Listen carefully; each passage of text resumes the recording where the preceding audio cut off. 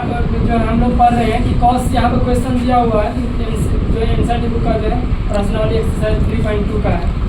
इसमें क्वेश्चन बोला जा रहा है कि कॉस एक्स बराबर कितना दिया हुआ -1/2 कितना दिया हुआ, और ये बोला जा रहा है कि ये जो है तृतीय चतुर्थांश में स्थित एक्स किसमें है, एक्स किसमें तृतीय में, किसमें तृतीय में। तो हम लोग पढ़े थे यहाँ पर, थोड़ा समझ लेते हैं, थोड़ा बेसिक जो जान लेते हैं। यहाँ पर जो है ये जो है यहाँ से जो है डिग्री जो है पूरा घूमता है, यहाँ पर 360 डिग्री कोण बनता है ना। यहाँ पर जो है 90 डिग्री का बनता है, और यहाँ पर कितना डिग्री 180 डिग्री बनता है, और यहाँ पर 270 डिग्री बनता है। तो ये पहला पाद हो गया, ये दूसरा हो गया, ये तीसरा होगा। तीसरा में हम लोग देख रहे हैं कि तीसरा में जो है 180 से 270 के बीच में होता है, और तीसरा में हम लोग पढ़े थे कि सिर्फ जो है tan A और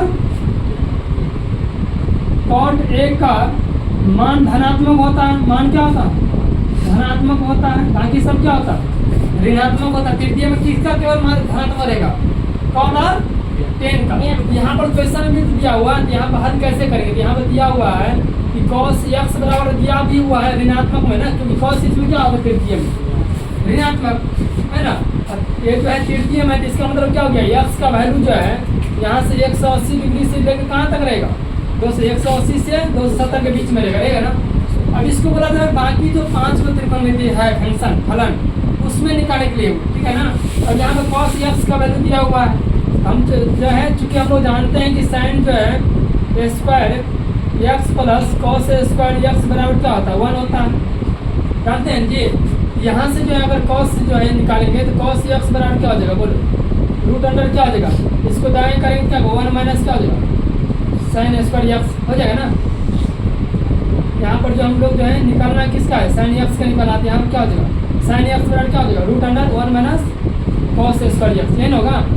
क्योंकि इसका हम लोग प्रयोग कर रहे हैं ना, क्योंकि हम लोग जानते हैं कि sine square x plus cos square x बराबर क्या होता है 1 होता है, क्या होता है 1 होता है। यहाँ पर साइन x बराबर कितना होगा root under 1 minus cos square x, और यहाँ पर जो है cos x का वैल्यू पता है हमें क्या है -1 क्या है 2 है, इसका स्क्वायर कर देंगे। यहाँ पे कैलकुलेट करेंगे तो 1 माइनस का माइनस का स्क्वायर क्या होगा प्लस ही होगा, क्या होगा प्लस होगा, 1 बटा क्या हो जाएगा 4 आ जाएगा। और यहाँ पे एलसीएम लेंगे तो क्या होगा 4 माइनस 1 बटा क्या हो जाएगा 4 हो जाएगा ना। और यहाँ पर 4 में से 1 घटाएंगे कितना बचेगा 3, यहाँ पर रूट क्या हो जाएगा 3 बटा 4 का रूट कितना हो गया 2 हो जाएगा ना, 4 का रूट कितना हो जाएगा 2। यहाँ पर साइन x बराबर कितना आया, यहाँ पर लिख सकते प्लस माइनस जो है साइन x बराबर कितना आएगा √3/2, प्लस माइनस आएगा, किस में आएगा प्लस माइनस में आएगा। तो अब यहाँ पर ये ध्यान देना कि चूंकि हम लोग जानते हैं चूंकि ये जो है x जो किस पद्धति में है,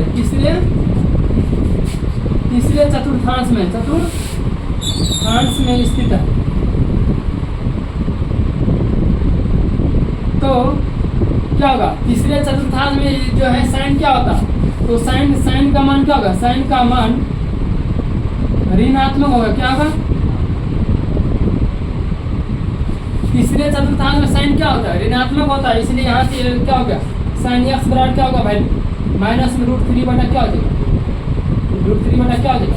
माइनस क्यों लेंगे, क्योंकि यहाँ पर जो है क्वेश्चन ये बोल दिया गया है कि तीसरे चतुर्थांश में, किसमें तीसरे में साइन क्या होता है ऋणात्मक, क्या होता है ऋणात्मक, इसलिए हम माइनस वाला मान लेंगे, क्या लेंगे माइनस वाला मान लेंगे, ठीक है ना।